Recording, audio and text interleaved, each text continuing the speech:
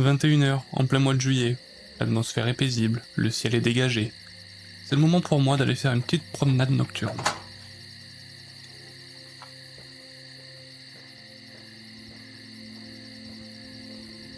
Au bout de 30 minutes de marche, je me pose pour regarder la voûte céleste. Oui bon, il fait encore jour certes, mais mettez-y un peu du vôtre, imaginez qu'il y a des étoiles un peu partout. Je ferme un peu les yeux et dès que je les rouvre, ce que je vois est incroyable. TP coming in, Faker looking to make the play.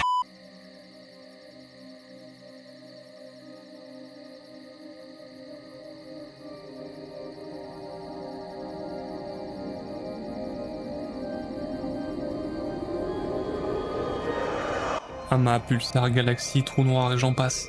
Ça paraît tellement abstrait et complètement hors de portée. Enfin, pas pour certains. Notre planète bleue a déjà accueilli de nombreux esprits sages et vertueux, et en ce 8 janvier 1942, 300 ans pile après la mort de Galilée, un certain Steven fout notre très chère Terre. Que vous connaissiez son histoire ou non, le moins que l'on puisse dire, c'est que vous n'êtes pas prêt.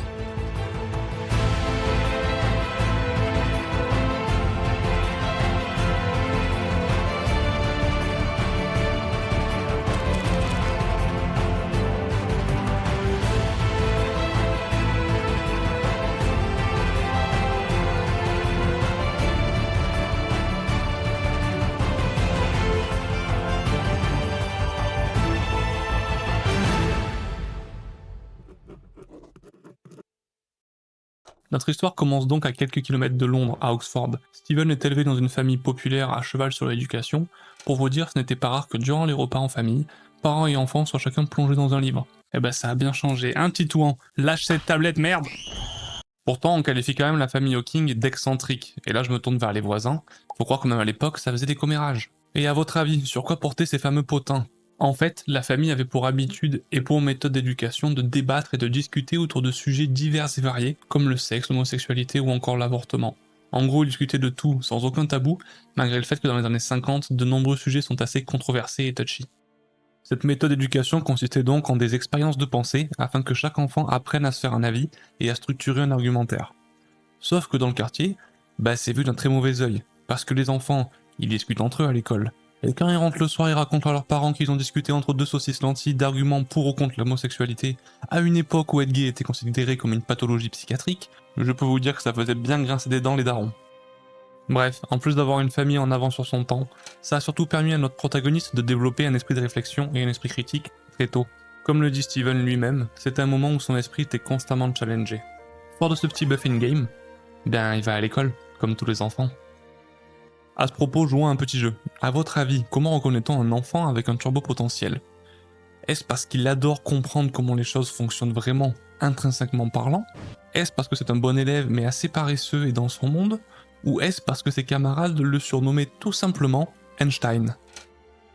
Vous vous en doutez, il se passe un truc avec notre petit Steven. Alors, c'est bien beau d'avoir des prédispositions, mais encore faut-il pouvoir rivaliser avec son daron, hein? Diplômé d'Oxford, biologiste reconnu et le directeur de la division parasitologie de l'Institut national de recherche médicale. Ouais, rien que ça.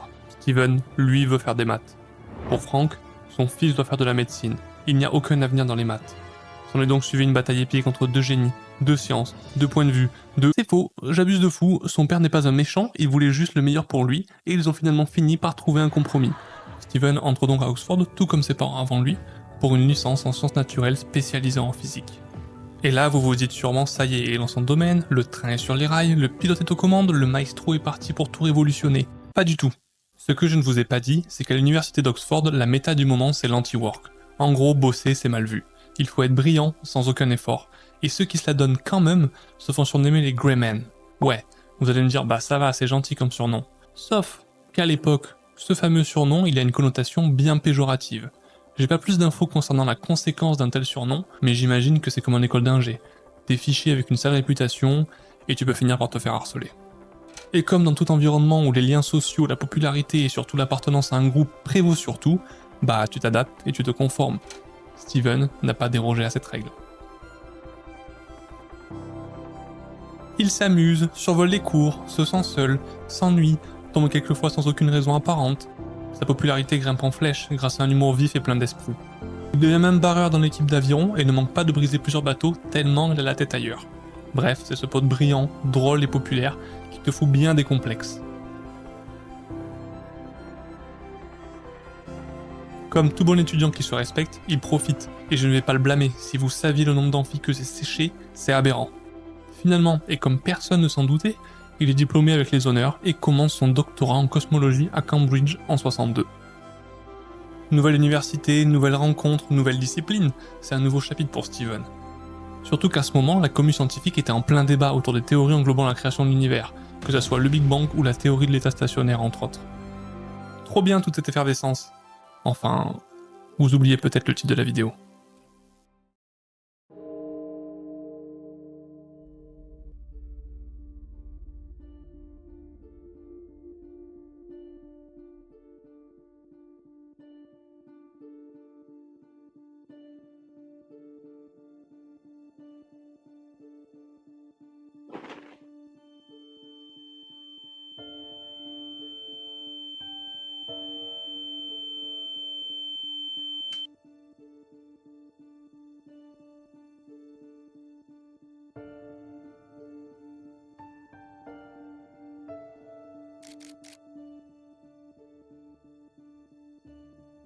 Tombe quelquefois sans aucune raison apparente.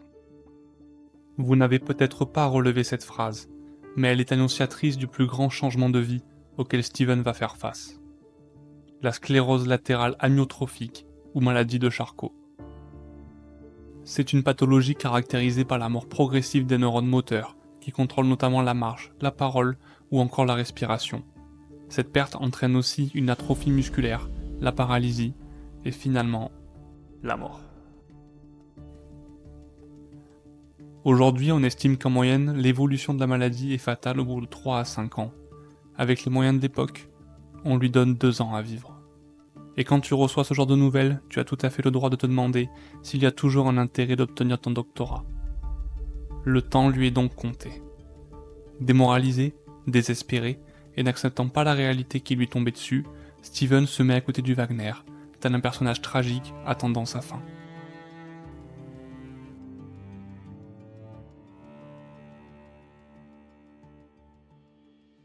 Mais c'est sans compter sur cette étincelle inattendue, ce phénomène irrationnel et insensé, qui dicte pourtant la plupart de nos actes.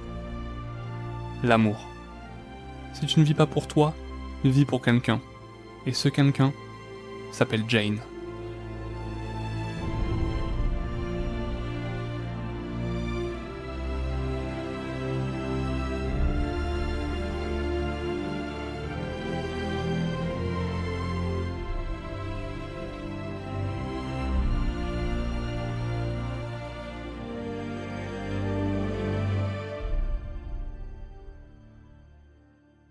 Doctorante en langue, elle rencontre Steven lors de l'équivalent d'une soirée BDE. Après un long regard et une discussion qui durera plusieurs heures, Jane finit par lui donner son numéro. Beau gosse, Steven. Et à partir d'ici, je vais vous la faire courte. C'est un match, into mariage, into enfant. D'ailleurs, si vous êtes fan de Sip and Gossip, que vous aimez Spill the Tea, ou que vous êtes juste un peu trop curieux à mon goût, et que vous souhaitez savoir en détail comment 2 étudiants timides et intellectuellement doués tombent amoureux, se marient et fondent une famille, je vous conseille le livre Music to Move the Stars, écrit directement de la main de Jane, c'est cadeau. Cette rencontre assez banale entre 2 étudiants a pourtant lieu dans un contexte particulier. Elle a lieu au même moment que la maladie de Steven est diagnostiquée. Le timing est dramatique. Jane apprend que la mort peut emporter Steven à tout moment. Eh ben, vous savez quoi ? Ce timing n'aurait pas pu être plus parfait. Alors que Steven, lui, est au plus bas, Jane est celle qui va raviver sa flamme, celle qui va lui donner la motivation de finir son doctorat, celle qui va lui donner le courage de se battre. Bref, c'est celle qui va lui donner une raison de vivre. Grâce à ce nouveau souffle et tel un héros de shonen, Steven se remet au boulot. Et quand je dis boulot, c'est pas comme vous et moi à répondre à des clients, gérer des équipes, supporter son patron complètement con. Non.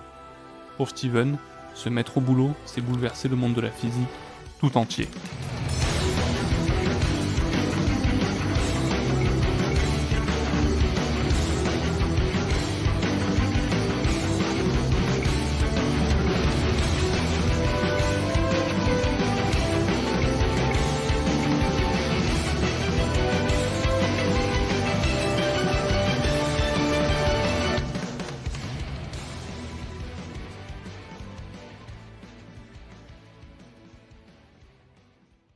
sciences physiques, deux théories décrivent comment notre univers fonctionne. D'un côté, la théorie de la relativité d'Einstein pour les objets massifs, qui explique notamment le principe de la gravité ou de la courbure de l'espace-temps, et de l'autre, la mécanique quantique, qui décrit les phénomènes des systèmes physiques à l'échelle atomique et subatomique. Rassurez-vous, je vais pas vous faire l'affront de rentrer dans les détails, déjà parce que je tiens mon watch time, et surtout parce que cette vidéo de Science Étonnante le fait très bien.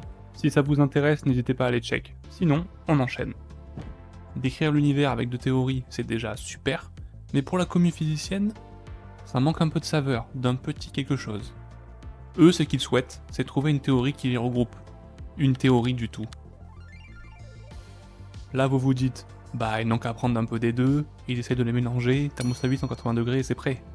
Bon, déjà, c'est pas si simple, et surtout, ce que j'ai oublié de mentionner, c'est que ces deux mastodontes sont totalement incompatibles. Un peu à l'image d'un Blizzard Riot, de Twilight Tonex ou d'une Potatoes trempée dans de la sauce creamy de luxe. Comment faire alors? C'est là qu'intervient le génie d'Hawking. Rembobinons un peu. Tour vers le passé. À Cambridge, il va se focus sur l'étude des trous noirs, inspiré par un autre grand de cette époque, Roger Penrose, qui sera d'ailleurs prix Nobel en 2020 pour son théorème sur les singularités au centre des trous noirs. Notre doctorant se pose donc cette question. Est-il possible d'appliquer cette notion de singularité à l'univers tout entier? Il travailla sans relâche, et puis un jour... Alors accrochez-vous, on va parler un peu cosmologie. Sa théorie, c'est qu'au commencement de tout, l'univers serait une singularité. Pour rappel, une singularité se crée quand une étoile s'effondre sur elle-même. En sachant ça, vous comprenez ce que sa théorie implique? Elle implique que la singularité pourrait provenir d'un précédent univers, et donc que le Big Bang ne serait pas le début de tout, mais un recommencement. Autant vous dire que cette théorie a fait grand bruit à l'époque, et que Steven a commencé à se faire une petite renommée. Mais alors, pourquoi je vous dis tout ça? Déjà parce que c'est fou, parce que la science c'est vraiment cool et surtout parce que ça a mis notre très cher Steven sur une autre piste.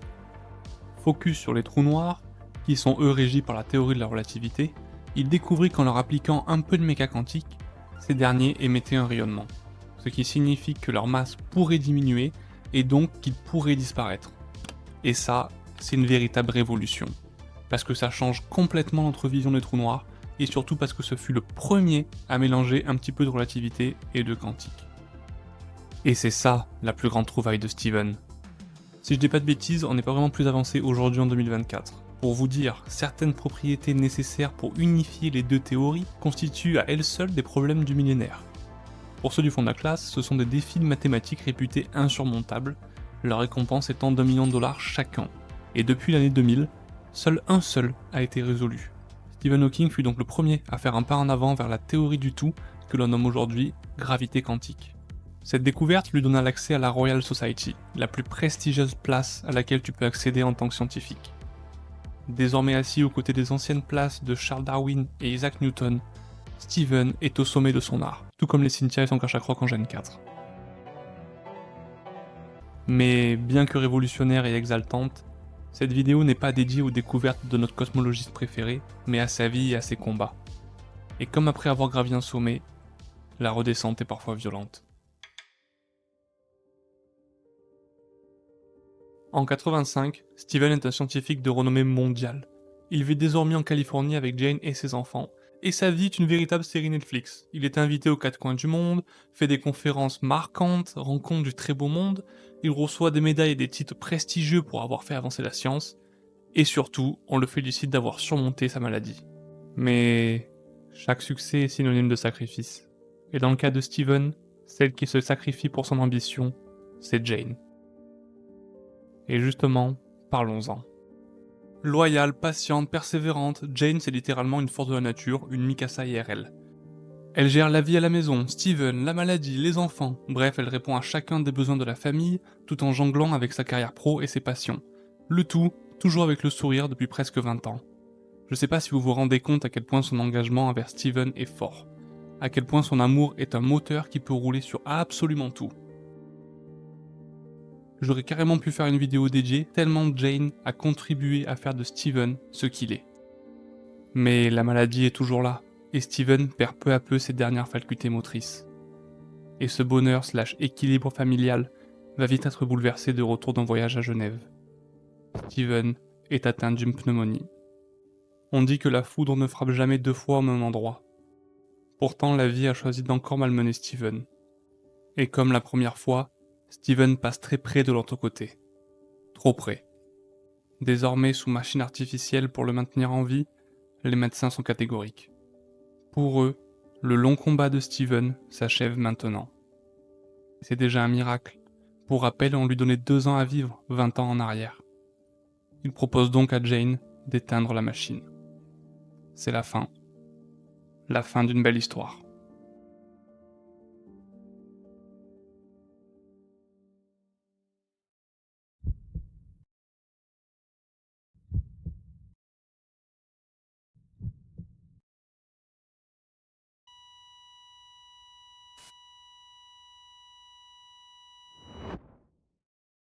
Quoique, comme vous le voyez, cette vidéo n'est pas encore terminée. Et je pense que vous avez deviné ce qui s'est passé. Jane n'a jamais accepté d'appuyer sur le bouton.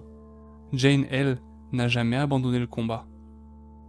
Et c'est avec cette volonté et ce mental à toute épreuve que Steven fut admis en soins intensifs et subit une trachéotomie. Désormais incapable de parler, il faut apprendre à vivre de nouveau.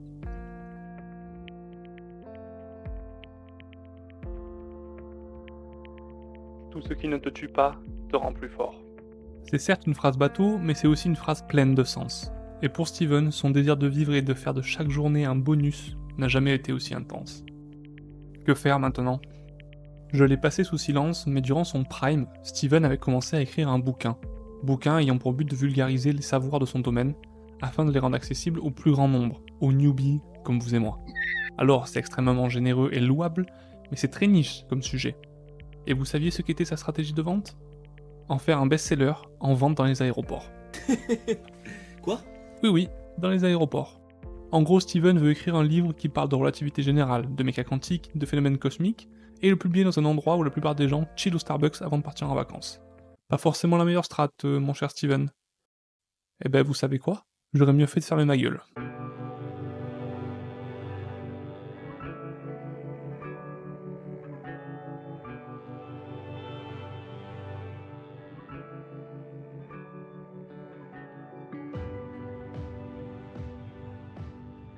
« 10 millions de ventes. Traduction en 35 langues. Tout ça écrit en faisant seulement pression sur une télécommande, lettre par lettre. Jamais un bouquin scientifique n'avait été autant apprécié du grand public. On dit souvent que quelqu'un qui maîtrise son sujet le connaît moins bien que celui qui est capable de bien l'expliquer. Et Stephen Hawking est un vulgarisateur hors pair. Je vous conseille vivement d'aller lire le livre. Le raz-de-marée Hawking est lancé. Désormais personnage public, il vit et saisit chaque opportunité. Sa maladie est désormais sa force, et il nous rappelle constamment que quoi que l'on pense, I have not allowed my disability to stop me doing most things. My motto is there are no boundaries. For trouble, you found it. Yeah, just try me, you. Stephen Hawking, aren't you that physicist that invented gravity? Sure. What does Sheldon Cooper and a black hole have in common? They both suck. À 22 ans, on lui donnait 2 années à vivre. Il en a vécu 54 de plus. Il ne pouvait pas bouger, mais il a secoué le monde. Il ne pouvait pas parler, mais il a répondu à une des plus grandes questions de l'humanité. Et au début, quand je disais que je me sentais petit devant cette immensité, j'aurais dû préciser que c'était de sa résilience dont je parlais. Et s'il y a bien quelque chose à retenir de cette vidéo, c'est... Remember to look up at the stars and not down at your feet. Try to make sense of what you see and wonder about what makes the universe exist. Be curious. And however difficult life may seem, there is always something you can do and succeed at. It matters that you don't just give up. While there's life, there is hope.